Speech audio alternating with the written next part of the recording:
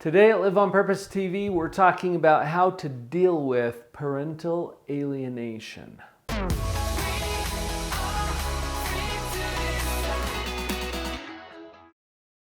Parental alienation is usually a term that's used to describe a dynamic that occurs after a divorce or a separation. I first heard this term coined by Dr. Richard Gardner, who talked about this process that can be very destructive to children and to families. It's pretty common for this to happen in a divorce dynamic, and there's a couple of reasons for this.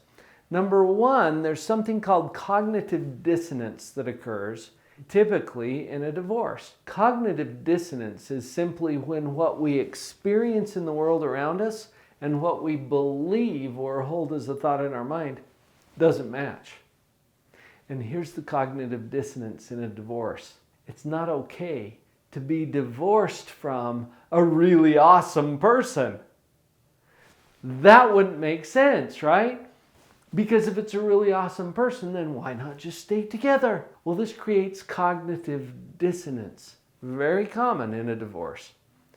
And so instead of allowing the ex to be this awesome, wonderful person that you are now simply separated from, we create or fabricate or make up in our own mind an ex that we can hate. I did child custody evaluations for 13 years. I saw this consistently, and I think it might even be a universal experience that people have when they go through a divorce. They create or fabricate or make up in their mind an ex that they can hate. And that's what starts this parental alienation. So think about it. If that person is a terrible, awful, no good, very bad person, I don't want my children to be around them. Heavens, I want to protect my children. And this is the other part. Okay, there's a natural protective instinct that parents have. So between the cognitive dissonance and the protective instinct that we all have as parents, it makes total sense that parental alienation occurs. I want to protect my children from that thing that is terrible, awful, horrible, no good, very bad. And may I just add something here? Because this will get to how we're going to deal with parental alienation. Your ex is doing the same thing. Yeah, that's important to know, because who is it that they are hating and despising? Is it you? No, it's some ex that they created or fabricated or made up in their mind to resolve their own cognitive dissonance. It's not you. In fact, you would hate this person too. Honestly, this person is terrible and horrible and no good and very bad. You wouldn't want your kids to be around the person that your ex hates. But it's not you. Can you hold that in your mind for just a minute? I'll come right back to that. Before we get into a couple of the tips that I have for you on how to deal with parental alienation, let's just acknowledge something. Kids' issues are not the parents' issues. And the parents' issues are not the kids' issues. The things that you tend to be concerned about and that trouble your mind about the divorce or the separation are not the same things that trouble the kids. Parents make this mistake all the time, and they think that what's important to them is important to the kids. It's usually not. They have a whole different set of issues.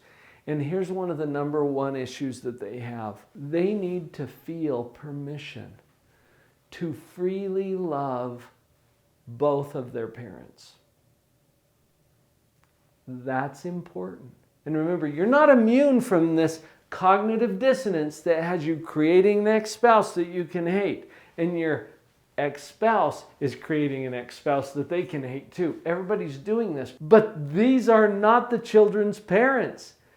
They're make-believe people that are resolving the cognitive dissonance for the parents. These aren't the real people that your children have a relationship with. They need to feel fully empowered with full permission to love both of their parents. That's why I hate the parental alienation syndrome. It really gets in the way of what children need to resiliently come through the divorce in a way that keeps them psychologically healthy. Now, I could get off on that, but just think about that, will you? Okay, I promised you some tips for how to deal with the parental alienation. I'll give you 3 that are very practical and very helpful. First, the strategic non-response. I love this. And you can use it strategically, not only here, but in other areas of life too. Think about where it might apply. The strategic non-response is where you strategically decide not to respond. And this is especially important because of what I shared earlier about cognitive dissonance and this process that I've observed so many times where people create, fabricate, make up an ex that they can hate. Well, what's your ex doing about you? Same thing. They're creating, fabricating, making up an ex that they can hate. The worst thing that you can do is jump in and defend that person. It's not you. Unfortunately, this is a case of identity theft because the ex that your ex made up to hate has your name and your identification numbers and your face, but it's not you. And in fact, we know this because really, how well does your ex know you at your core? I mean, deep inside, your desires, your purpose. How well do they know you? Yeah, not very well. So who is it that they're hating and despising? It's not you, it's this made-up person. You would hate them too. Do not be in the position of defending them. It's really natural when parental alienation starts for you to get all defensive. If it's not you, you don't need to be defensive. That's where I want you to use this strategic non-response, where you simply choose not to respond to it. And this is powerful on a lot of levels, but mostly in your own mind because you're detaching yourself from that fabricated person that all of us would hate. Your ex's ex is a terrible person. You wouldn't like him either. Okay, so don't defend him. Here's tip number 2.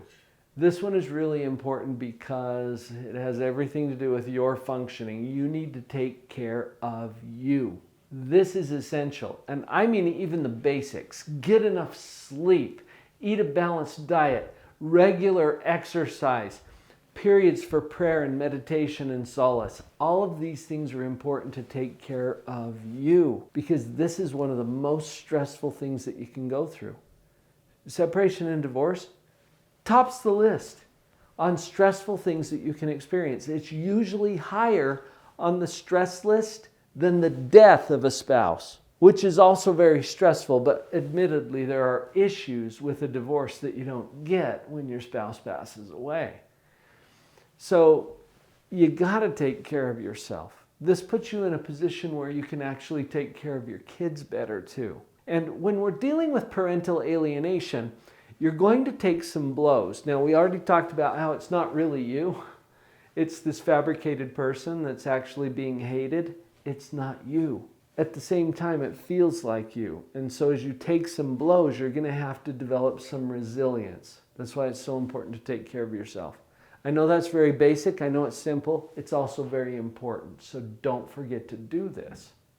What if we could get away from all of the parental alienation stuff and simply focus on the relationship that we have with our child?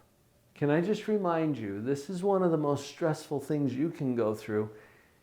It's one of the most stressful things your child can go through. And that's why it's so important for you to take care of yourself so that you can show up as a sane, stable, loving parent that's benevolent and generous, not crazy and fighting. You're going to put down your end of the tug-of-war rope. Okay? You don't have to fight this battle. That's part of what a strategic non-response is all about. Think of the analogy I just shared with you. A tug-of-war where two parties are both pulling on this rope. If you put down your end of the rope, There is no fight. So you're going to surrender in a way. I'm not saying that you give up. I'm saying this is a fight you're going to choose to opt out of because it's a non-productive one. That gets back to our strategy about the strategic non-response, taking care of yourself, and then finally you focus on your relationship with your child. Put all of that energy that you might have been tempted to use in disparaging the other parent, put that back into your relationship with your child. Take it seriously. Spend some time with them. Children don't keep. They grow up and become adults. And then they don't want to cuddle with you, and they don't want to go play ball with you. Take advantage of the time that you have right now with your precious children and put that energy into your relationship with them.